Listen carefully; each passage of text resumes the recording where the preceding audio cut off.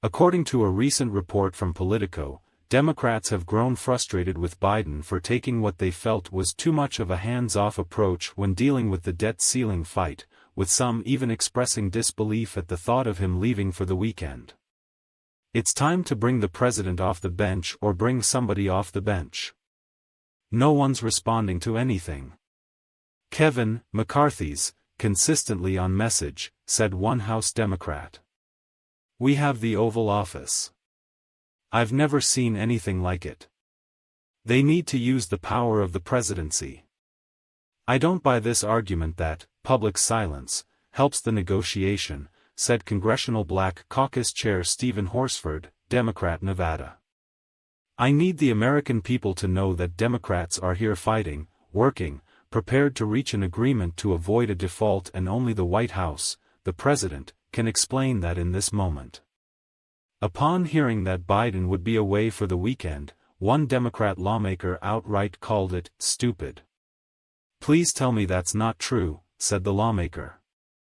You're going to see a caucus that's so pissed if he's stupid enough to do that. The president's aloofness has angered more than his fair share of Democrats and other allies. Earlier this month, the Washington Post outright called his decline to conduct press conferences unacceptable. The Washington Post editorial board wrote, President Biden hasn't dropped the microphone, he appears to have lost it. Mr. Biden is turning into a news media evader, and it's harmful to his presidency and the nation.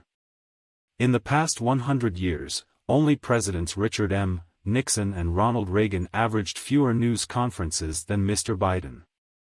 The editorial board further argued that the president's stonewalling of the media goes against his promise for more transparency. The president and his team promised transparency. Instead, he is stonewalling the media, the board wrote. As Breitbart News reported on Thursday, Republican House Speaker Kevin McCarthy held the line in negotiating with the White House and Democrats on raising the debt ceiling, demanding caps on spending and work requirements for social safety programs.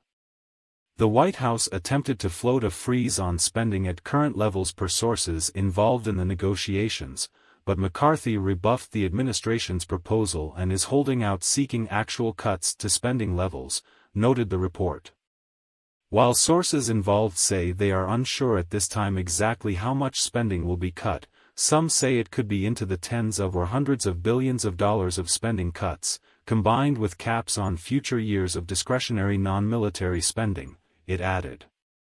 McCarthy has also reportedly insisted on cuts for President Joe Biden's plans to bring on thousands of new IRS agents in his Inflation Reduction Act. Republicans have long expressed fear that such agents would not be used to extract more revenue from multimillionaires and billionaires but to nickel-and-dime the middle class. We know where our differences lie. We worked well into past midnight last night. We're back at it today trying to get to the conclusion, McCarthy told reporters. We need to have an agreement that is worthy of the American public.